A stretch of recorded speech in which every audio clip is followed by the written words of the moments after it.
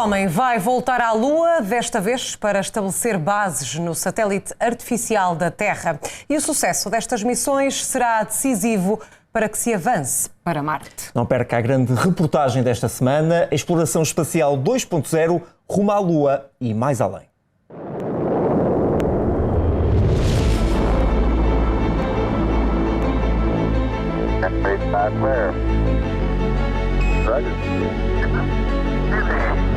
Okay, Neil, we can see you coming down the ladder now. It's one small step for man, one giant leap for mankind. Um pequeno passo para o homem, um salto gigante para a humanidade. Foi com estas palavras que o astronauta americano Neil Armstrong celebrou a chegada à Lua, um feito sem precedentes na história da humanidade.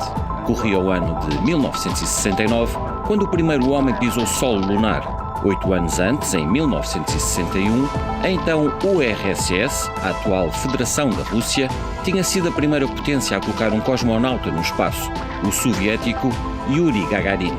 Vivia-se em plena Guerra Fria e as duas superpotências exibiam no espaço toda a sua tecnologia, mas com esta conquista, os americanos tomavam a dianteira da corrida espacial. Mas o que leva várias potências espaciais a quererem instalar uma base lunar?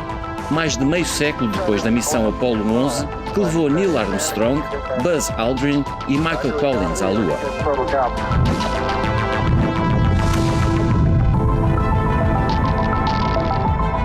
Tem a ver com a facilidade que hoje nós já descobrimos que poderemos utilizar para ter bases humanas de longa duração na Lua. Isto tem a ver com o quê? Com as descobertas de gelos de água na Lua. A descoberta de gelo na Lua permitiu começar a pensar em bases lunares, ou seja, numa permanência mais alargada do homem no satélite natural da Terra. Nós podemos hidrolisar a água e produzir oxigênio, que obviamente dá muito jeito, mas há outra questão, que é o hidrogênio. E o hidrogênio é uma fonte de combustível que nós podemos utilizar e vamos começar a utilizar no espaço, primeiro na Lua.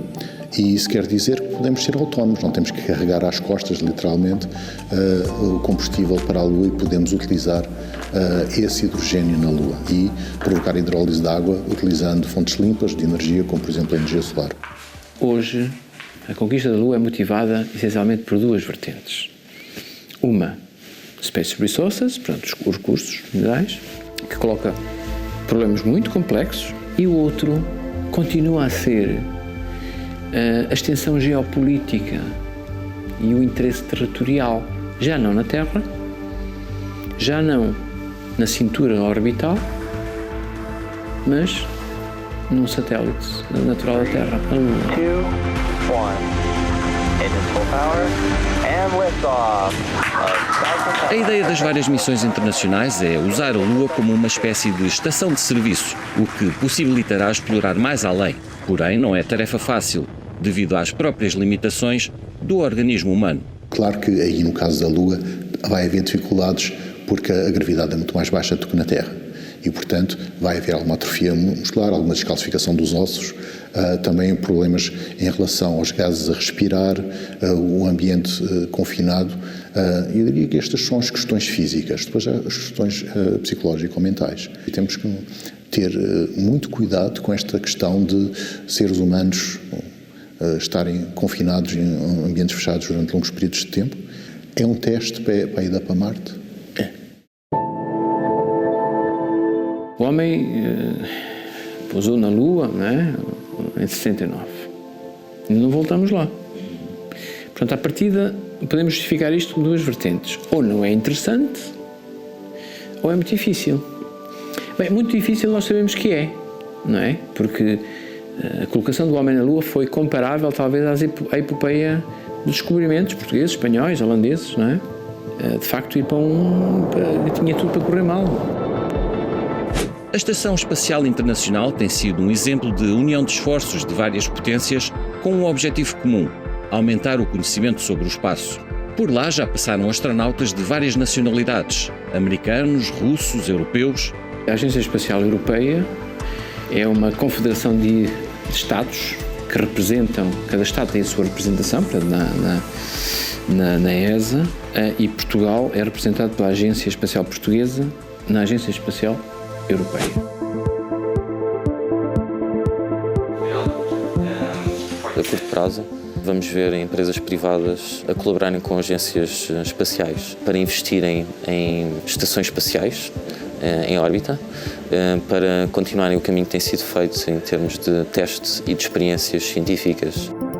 Vamos ver uma aposta no turismo espacial para estas mesmas estações espaciais. Nós vemos que o regresso à Lua tem motivações de extensão geopolítica, por causa da perspectiva também de militarização do espaço, mas, essencialmente, a questão dos recursos, a fabricação em órbita, aquilo que é o novo paradigma da corrida espacial 2.0. Em 67 fez-se o tratado da utilização do outer space. O outer space é um bem comum em que deve ser colocado para benefício da humanidade. Pergunta, muito prática, com respostas que não há. Então a próxima nação que pousar na Lua, perspectiva de que sejam os americanos, através do programa Artemis, né? E como é que se faz? Pomos uma vedação à volta, fazemos uma divisão em fatias. De quem é aquilo? Quem é que vai explorar os recursos? Novas empresas vão começar a explorar o espaço através de inovação e de projetos de inovação de produtos e de serviços. A economia espacial refere-se a todo tipo de atividades económicas que advêm de exploração espacial e de tecnologias que nela estão. Neste momento, a economia espacial está a atravessar uma fase interessante de mudança, de paradigma, diria. Por um lado, temos a NASA a tentar experimentar novos lançadores com empresas que contratam, mas também experimentar novos modelos de contratação de empresas. Portanto, modelos de negócio que antes poderiam não ser viáveis pelo custo associado ao lançamento de tecnologias para a órbita, basicamente são viabilizados por esta redução de custo. Mas vamos por partes. Sendo a Lua um ambiente hostil à vida humana, como é que se constrói e estabelece uma base lunar? Existem várias hipóteses em estudo. Nós levarmos as estruturas a partir da Terra é muito complicado, porque cada quilo que é transportado desde a superfície da Terra até fora da órbita terrestre tem um preço inimaginável. Portanto, nós não conseguimos levar as betoneiras, nem os tijolos daqui para a Lua, nem pensar. Portanto, eu diria que o mais sensato é utilizar o material que já existe na Lua. Conheço bem o projeto da Agência Espacial Europeia, que está a testar já há alguns anos este tipo de conceito, que se chama Moon Village, a aldeia lunar, e a ideia é fazer estas construções um pouco como se fossem os buracos dos hóbitos do Senhor dos Anéis. Porquê que isso é importante? Porque a Lua não tem campo magnético. O campo magnético é uma espécie de escudo invisível que na Terra nos protege do vento solar e dos raios cósmicos. Isso não acontece na Lua e, portanto, esse tipo de radiação e partículas de alta velocidade, como se fossem microbalas, são extremamente nocivas para a saúde. E a forma de proteger os astronautas, ou os cientistas, ou os turistas, ou o que for, é com uma espessura de regolito lunar que vai absorver estas partículas do vento solar, entre outras, de radiação. Mas existe outra ideia, que é utilizar grutas, cavernas que já existem na Lua. Portanto, tudo o que seja reaproveitamento de recursos in situ poderá ser, diria que será a primeira etapa desta caminhada, e que só a muito longo prazo vamos ver soluções comerciais de exploração de recursos. Uma vez superadas as dificuldades encontradas na adaptação à vida na Lua, a humanidade ficará mais próxima de poder explorar outros destinos no espaço. A Lua, de alguma forma, é um pouco mais radical, um pouco mais difícil e mais perigosa do que Marte, com exceção da distância. Porque na Lua é relativamente fácil, são quase 400 mil quilómetros, é relativamente perto da Terra. Pronto, havendo um problema, há sempre alguma possibilidade de podermos socorrer caso haja algum tipo de acidente, etc. Em Marte não é bem assim, é mais longe. A nossa condição biológica não nos permite estar muito tempo, estabelecidos naqueles ambientes hostis do nosso corpo. Numa primeira fase são enviadas sondas que recolhem dados sobre os novos destinos espaciais. E é exatamente isso que se está a fazer em relação a Marte, o próximo grande objetivo da exploração espacial após o estabelecimento bem-sucedido na Lua. A Mars Express foi responsável, por exemplo, pela detecção de grandes reservatórios de água subterrânea em Marte. Isto é extremamente importante para um dia desenvolvermos bases humanas de média ou de grande escala em Marte. Está neste momento a decorrer uma experiência a bordo de um dos rovers que está na superfície de Marte, chamado Perseverance, da NASA, um instrumento chamado MOXIE, que o que faz é absorver o dióxido de carbono da atmosfera, separar em carbono e oxigênio. A ida humana a Marte é ainda um sonho, sobretudo pela distância, uma vez que a viagem demora largos meses. O hidrogênio, como eu referi, é o bilhete de regresso. Porque, repare, nós já temos hoje tecnologia para ir até Marte, mas não temos é para voltar. Por exemplo, até para pagar os custos elevados da exploração espacial, eu diria que a mineração na cintura de asteroides faz muito sentido. Porque há muitas terras raras, há ouro.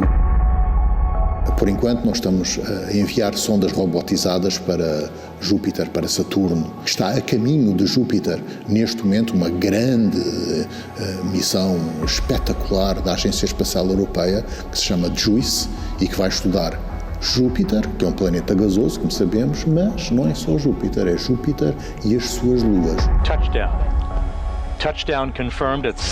A elevada complexidade que envolve um programa espacial determina que todas as missões sejam pensadas ao pormenor e que as várias etapas sejam concluídas com sucesso. Só assim é possível pensar em ir mais além, o que nos leva a interrogar quais são os próximos passos lógicos da exploração espacial a seguir a Marte. Primeiro temos que ganhar o certificado de boa conduta da natureza, que é entrarmos novamente em equilíbrio, em harmonia, em sinergia com o nosso planeta.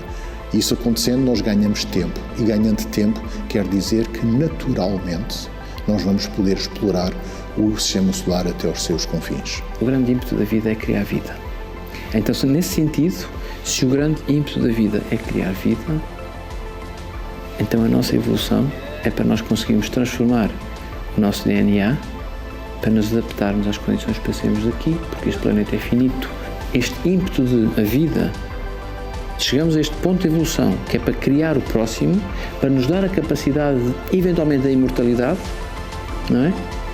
Então, se calhar, é esse o ímpeto que nós temos, utilizar todo o conhecimento acumulado para fazermos esta grande transformação, para nós irmos à procura, de facto, muitíssimo mais tarde, outros mundos para nós habitarmos, transformarmos aí naquilo que é o homem como espécie cósmica. A exploração espacial 2.0 está aí, mas o epílogo desta grande aventura está longe, muito longe, de ser conhecido. Roger, we copy. Pretty good, slow down.